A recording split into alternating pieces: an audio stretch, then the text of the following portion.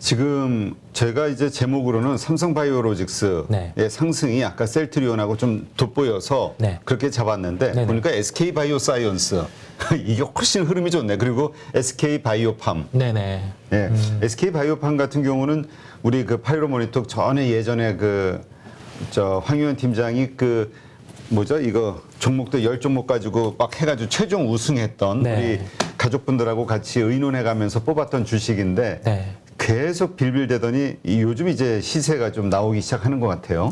네, 일단 뭐 바이오 쪽 같은 경우는 바이오 안에서 아주 빠르게 순환매가 나타나는 모습입니다. 지금 보면 바이오 중에 절대 주가가 빠져 있는 종목들 같은 경우가 이런 식으로 이제 반등이 나오는 국면이거든요. 네, 요 점을 또 함께 기억을 하시고 공매도 같은 경우에 이슈가 있을 수 있기 때문에 이러한 종목들의 환매수가 나타나는 흐름 함께 되고 있습니다. 수급적인 요소로도 바이오는 단계적으로 지금은 나아지는 환경, 한 차례의 마지막 시세 같은 경우가 더 있을 수 있기 때문에 뭐 종목 같은 경우 이 기술적 반등이 나타날 때 어제 말씀드린 것처럼 첫 시세에는 급하게 팔아도 급하게 안 파셔도 되기 때문에 그 점을 기억하시고 바이오팜 같은 경우도 기술적으로는 기본적으로 한 9만 원대까지는 반등이 가능하다는 점 기억을 해 두시길 바라겠습니다. 네. 지금 아까 본 니케이도 역시 우리랑 비슷하네요. 0.7%, 타픽스도 0.68%. 네, 아까 막 보합에서 네. 아래로도 내려갔다 올라왔다 막 이러던데. 네네. 왜냐면 뭐 미사일을 해요. 일본에서 지금 미사일 중국에서 미사일 쏜 거 가지고 또 뭐 격앙하고 있다 이런 얘기들이 뉴스로 나와서 네. 어떤 흐름을 보일까 했는데 다 일회성으로 다 흘려 보내는 것 같네요. 네, 예. 지금은 뭐 부정적인 요소의 부분을 시장에서 크게 반영을 하기보다는 방향성이 정해진 대로 그냥 쫙 나아가고 있다고 보이고요. 계속 매크로에 대해서 저희가 압축해서 생각하자고 여러 번 말씀드렸던 이유가 이런 장에서 계속 그 부정적인 매크로 이슈에 대해서 기억을 해놓으면은 빨리 내리게 되거든요. 매도를 오래 고난이 있었다가 거친 고난이 있었다가 이러한 반등이 나올 때 급하게 매도를 해버리면 또 뒤에 이제 추격이 될 수도 있고 추격 매수를 해야 되는 또 구간도 있지만 지금은 이제 가지고 있는 종목들 같은 경우가 순환매로 인해서 반등이 나타나고 뭐 계좌 같은 경우가 순환매가 돌고 나면은 그래도 지금보다 한 10%, 15%더 올라올 수 있는 구간이 있거든요. 그때 돼서 이제 종목별로 또 고민을 하는 거죠. 그때는 이제 순환매가 다 돌고 나면 나타나는 현상이 돌았던 IT 아니면 자동차 이쪽 군에서 마지막 시세가 날 수 있다는 점을 업종에 연결해서 기억을 하시고요. 그때 이제 좀 비어나가는 단계로 대응을 하고 새롭게 좀 구성할 수 있는 종목군들을 추려서 한번 템포를 기다리고 이런 식으로 플레이를 하면 충분히 뭐 지금의 손실 같은 경우도 시장이 뭐 진폭이 적은 상황에서도 만회가 가능하기 때문에 너무 상심은 안 하셔도 되겠습니다. 네, 알겠습니다. 참고들 하시고요. 하여튼 지금 우리가 어제 우리 우루사 이성우 이사님은 그런 얘기 하셨죠. 지금은 상승을 즐기자. 네네. 네, 즐기자. 네. 근데 이제 한편으로 자꾸 그런 생각이 드는 거예요. 어쨌든 베어마켓 랠리라며 그렇다면 우리가 거의 고점 부근에 와 있는 거 아닐까? 이제 2,500선 근처 왔잖아요. 네. 그럼 이제 고민인 거예요. 슬슬 이거 좀 수익 실현을 하고 아니면 손절 지금 상황에서 좀 하고 나중에 저가에서 다시 사서 주수라도 늘려야 되나? 근데 이러한 상황에 대해서 그러니까 다시 한번 경기 침체로 인한 이슈로 급락하는 상황이 올 거라고 보는 분들이 너무 많단 말이에요. 네. 그러니까 모두가 예상하는 일들이 또 이뤄질까에 대한 고민. 명쾌하십니다. 모두가 그렇게 생각을 하고 있잖아요. 이게 소수 의견이면은 네네. 이게 가겠는데 네. 모두가 다 그렇게 생각하고 다 대비하라고 하거든. 네. 시장이 제일 영리하고요. 시장이 제일 똑똑하고 시장이 답을 언제나 알려줍니다. 분명히 많은 사람들이 또 그렇게 얘기를 한다면 근데 데이터들이 또 아주 합리적이에요. 거기에 대한 데이터들이 기존에 있어 왔던 데에 대해서 주가가 하락을 했을 때 또 하락할 수 있는 부분이 충분히 감안이 되거든요. 과거를 생각해 보면 08년도 같은 경우도 처음에 그 서브프라임에 대한 이슈가 됐을 때 주가가 한 차례 조정이 나왔다가 그 조정을 거의 다 만회하고 나서 이제 뭐 그 신용이라든지 그러한 부분이 이슈가 되면서 다시금 시장이 하락을 했었거든요. 근데 거기에서 볼 수 있는 점은 뭐냐면 이 한 번에 만회하는 상승에 도치만 안 되면 돼요. 이게 상황이 달라진 게 아니구나. 상황이 다 달라져서 이제는 가는구나. 많은 사람들이 열광해서 지금 만약에 2,500, 뭐 2,600 구간에 왔다고 해요. 그럴 때 주식을 이제 급하게 채워야 되겠구나. 이제 침체는 오지 않는다. 지금의 침체가 온다고 얘기를 합리적으로 하는 그러한 주장이 서서히 사라질 때가 또 무서운 구간이 될 거거든요. 근데 지수 자체는 더 올라가 있을 수 있어요. 시장이 답이고요. 시장이 가장 영리하게 흘러갑니다. 거기에 편승해서 저희는 나타나는 현상을 보면서 그대로 이어나가면 되는 겁니다. 네, 그 점을 꼭 생각을 하시길 바라겠습니다. 네, 알겠습니다. 우리 가족분도 한번 그거 잘 고민을 해보시고요. 네, 자, 그 다음 오늘의 또 특징주 뭘 좀 볼까요? 이게 일단 자동차들 네. 부품주도 그렇고 네. 어제 좋았던 것들이 오늘은 좀 약하네요. 네, 지금 뭐 충분히 쉬어갈 수 있는 단계입니다. 자동차 같은 경우도 뭐 데이터 같은 경우가 많이 꺾이지는 않았지만은 뭐 그러한 현상들 월별로 체크되는 그 부분이 약간은 애매할 수 있다는 점이 부각이 되는 거겠고요. IT 자동차는 한번 그 바닥에서 주가가 레벨이 올라왔기 때문에 이러한 현상이 있는 거예요. 이러한 현상이 있는데 막 지금 단가 같은 경우가 아주 위에 있지 않은 이상 뭐 기아차를 예로 든다고 하면은 막 한 10만 원대 뭐 이 정도 구간에 있지 않는다고 하면은 한 번 더의 시세는 분명히 있을 거거든요. 못해도 8만 원 중반 정도까지 가서 기로가 나타날 겁니다. 7만 원대에서 지금 올라온 가격대 같은 경우가 퍼센트로 치면은 한 30% 올라온다면 그래도 9만 원 선까지는 또 가능하거든요. 키 맞추기가 있는다고 하면 그 점을 일단은 첫 번째로 염두에 둬야 되겠고요. 왜 이렇게 얘기를 드리냐고 하면은 빠진 종목들이 한 번씩 순환매가 돌고 그 순환매가 한 30% 폭으로 이제 나타나고 있습니다. 하이닉스 같은 경우도 한번 그런 흐름을 보여줬었고 나머지 군들도 이렇게 나타나는 상황에서 크게 지금 뭐 종목들 같은 경우 자동차 같은 경우도 오늘 시장 대비해서는 약한데 뭐 크게 뭐 우려는 안 하셔도 되는 흐름이 아직은 지속되고 있습니다. 네, 알겠습니다. 자, 하여튼 바이오주의 또 바이오주들이 상승하기 시작하면 또 많이 올라가지고. 네, 맞습니다. 네, 네네. 이제 이걸 꿈틀대는 시작점으로 볼 거냐, 아니면 역시 아까 그 고민이에요.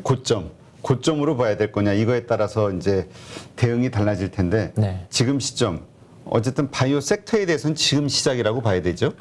네, 시세로는 이제 뭐 한 이틀 됐거든요. 이틀 이런 식으로 됐다 보니까 그리고 미국 쪽에도 뭐 신고가 쪽이 지금 퍼지고 있는 게 구체적인 바이오 쪽이다 보니까 이러한 현상이 함께 나타나고 있고 시장에서 공매도를 줄여 나가는 분위기입니다. 외국계 쪽이 거의 중점적으로 공매도에 대한 포지션을 가지고 있는데 이게 특정 기업에 대해서 가치가 달라져서 공매도로 환매수하는 게 아니라 이 시장이 지금 기준으로 해서는 급락은 안 나오고 성장주들이 반등이 나오는 걸 봐서는 우리가 생각했던 하반기의 경기 침체는 안 올 수도 있겠다라는 시각으로 다 이렇게 저렇게 공매도로 환매수해 나가는 단계거든요. 그렇다 보니 그 점을 생각을 하시면 되겠고요. 만약에 바이오 같은 경우 손실이 발생하고 있는 종목이 있다고 하면 터무니없는 거는 좀 그렇겠지만 예를 들면 뭐 시총 상위군에 대표적으로 있는 종목들 같은 경우는 급하게 매도를 안 하셔도 되고 또 가깝게는 9월에 뭐 유럽의 학회까지 있다 보니 그 점까지 함께 감안해서 보면 되겠습니다. 네. 하여튼 바이오와 관련해서는 우리 가족분들 혹시나 싶어서 경험이 많지 않으신 분들이 접근하기에는 이게 펀더멘탈이 분명하지가 않아서 네네. 수급에 의해서 결정되는 거라 변동성이 너무 심합니다. 조심하시고요. 그리고 만약에 한다 해도 실적이 갖춰지는 어떤 뭐 그 대형 바이오주가 됐든 아니면 제약주 중심으로 하신다 해도 수익이 뭐 적다 하더라도 리스크 관리를 해야 되니까 그런 식으로 좀 고민하셨으면 좋겠다 말씀드립니다. 자, 역시 왜 내 건 안 올라 이렇게 얘기하시는 분들 보면은 다 IT 네네. IT 그렇죠. 소부장들 가지고 계신 분들이에요. 네. 지금이 딱 심리의 구간이에요. 딱 이거를 전부터 이 얘기를 해보면 저 또한 저에게도 비춰보면 시장을 투명하게 봐왔음에도 불구하고 안 오르면 이제 조바심이 나기 시작해요. 많은 사람들이 그런 구간이거든요. 근데 여기에서 어제도 똑같은 말씀을 드렸지만 여기에서 자르고 갈아타면은 시세는 날 수 있겠죠. 근데 그렇게 대응을 하면 여기에서 맞고 여기에서 또 맞을 수 있습니다. 예. 지금 기준을 딱 세워 놓으시면 돼요. 지금부터 뭐 업종들 순환매 도는 이 순서들을 한번 체크를 해보시는 점. 여기에서 그러면 이 다음 사이클이 왔을 때 또 비슷한 장 옵니다. 조정이 나왔다고 하면은 또 비슷하게 순환매가 도는 이 템포 자체들, 과대낙폭 나오고 빠졌던 수급 비었던 쪽이랑 그러한 군이 먼저 반등 나오고 나머지 이렇게 선순환되면서 확 시장이 달라진 게 눈으로도 보이거든요. 그렇다 보니까 저희는 여러 번 이 점을 학습해 나면은 지금 종목이 반등이 안 나오더라도 반등이 나오고 지금 소부장 일단은 수요가 뒷받침 안 돼서 그 다음에 뭐 그러한 투자 이슈가 없고 하다 보니 주가 같은 경우는 정체인데 지금 시장의 성격은요. 만약에 이런 식으로 그 순환매 하다가 수급으로 그냥 소부장 같은 경우도 돌려버릴 수 있는 요인이 있어요. 그 점까지 한번 열어두고 생각을 하셔야 될 것 같습니다. 즉 결론은 뭐냐면 지금 장은 시장 자체가 쉽게 꺾이지 않는 시장이다 보니까 소재 부품 장비 뭐 바로 실적은 안 나오지만은 여기에 공매에 대한 물량이 꽤 있다고 하면 쉽게 공매를 추가하지는 않을 거예요. 차라리 공매 환매수에 대한 고민을 분명히 참여자는 할 거거든요. 그러한 심리가 반영되는 장이기 때문에 긍정으로 좀 열어두고 기다림이 필요한 시장이라고 하겠습니다. 네. 하여튼 어저께인가요? 그제 그 증권 업종에 대한 그 매도 리포트 이런 것들이 나와서 네. 가볍게 그냥 이제 증권업에 대한 증권주들에 대한 매수 관점을 가져야 되는 때인가 이런 얘기를 했는데 네. 흐름이 좋아요. 그죠. 오늘 반등이 나오더라고요. 네. 우리 이거 참 죄송한 말씀인데 기관의 이거 매수 매도 리포트를 거꾸로 읽어야 되나 봐. 네, 이게 지금 같은 시장에서 나타나는 현상입니다. 이게 이런 식으로 나타나는 이유가 뭐냐면 약간 우리나라의 리포트가 제도적인 면에서 후행적인 점이 구조적으로 있을 수밖에 없어요. 그렇다 보니 이와 같은 현상이 나타나는 거고요. 제가 업종을 볼 때 지금 톤이 조금씩은 바뀌었을 거예요. 보면 어쨌든 판단은 기준보다는 기술적 반등이 많이 나올 수 있다는 점을 말씀을 드리는 게 시장이 바뀌었어요. 부정적인 면에 반응을 하지 않거든요. 그다음 정책적인 면에 이슈가 있다고 하면 종목을 한 번씩 땡겨봐요. 오늘 예를 들면은 다음 주에 이제 정부의 뭐 건설과 관련된 그런 발표가 있을 수 있다니까 그냥 중소형과 관련된 리모델링 관련주들 이렇게 빠져 있는 것들이 그냥 한 번씩 시장에서 뭐 윗꼬리를 달더라도 땡겨주는 흐름들이 있거든요. 그러한 시세들이 나오는 시장에서는 뭐 종목들이 개별 이슈가 없는 이상은 급락보다는 상승의 무게가 훨씬 더 높습니다. 즉, 뭐 증권주, 뭐 은행주, 부정적으로 봤었던 소부장, 그게 당장 내일 또 달라질 수 있는 시장이에요. 그렇죠. 네. 그 점을 염두에 두고 지금 보유하고 있는 종목이 오르지 않더라도 현재의 시장의 현상이 유지가 조금 더 될 가능성이 높습니다. 뭐 8월 한 달 계속 유지되든 이 부분에 대해서 아직은 지속 가능성이 높으니까 뭐 반복해서 말씀드리는 점이지만은 크게 상심은 안 하셔도 되는 시장이라는 결론이겠습니다. 네. 자, 한국단자 최민희님, 네네. 한국단자 좀 부탁드려요 하시네요. 자동차 군들 부품주들 중에서 오늘 화신도 5% 빠지고 있고 네. 상당히 안 좋네요 부품주들이. 네, 좀 이슈가 있나요? 이슈 같은 경우가 해외 쪽 법인 미국 쪽의 이슈인데요. 미국 쪽에서 좀 그 해외와 관련된 부품에 대한 좀 포지션을 조정을 할 수 있는 그 점이 반영이 되고 있어요. 네, 좀 아주 작은 부품주 같은 경우가 영향을 받고 있는 상황이고요. 한국 단자는 이 부품권들 중에서는 기업 공개를 하지 않아요. 탐방도 안 되고 여기에 대한 내용은 기업 리포트로만 계속 업데이트를 해야 되는 부분이 있다 보니 그 점을 우선적으로 참고를 해야 되겠고요. 한 차례 상승은 전체적으로 뭐 터보차저의 부분이 시장에서 반영되는 단계에서 한번 반영이 됐었고, 뭐 전기차 요소, 전기차에서 들어갈 수 있는 부품 부분이 늘어난다는 점에서 주가는 11만 원대, 지금 구간에서는 저가 대비해서 한 2배 정도는 올랐다가 빠져 있겠는데요. 기본적으로 이 종목은 한 차례 그 자동차의 사이클이 크게 돌아야 됩니다. 네, 크게 돈다는 점이 뭐냐면 우리나라 기준으로 해서 뭐 현대차, 기아차 같은 경우가 전기차 쪽에 글로벌 점유율이 두 자리, 뭐 10% 이상, 15, 20% 이렇게 되는 단계에서 한번 주가가 상승을 할 수 있겠고요.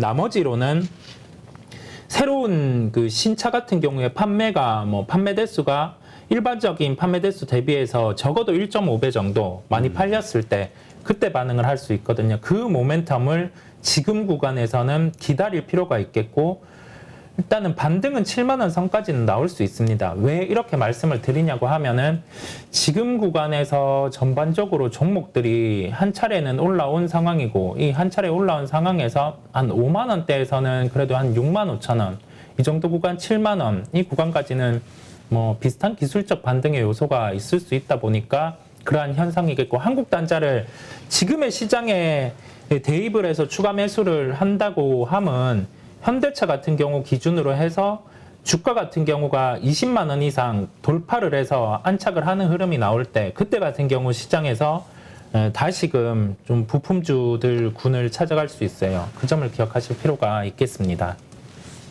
알겠습니다. 자, 네, 참고하시고요.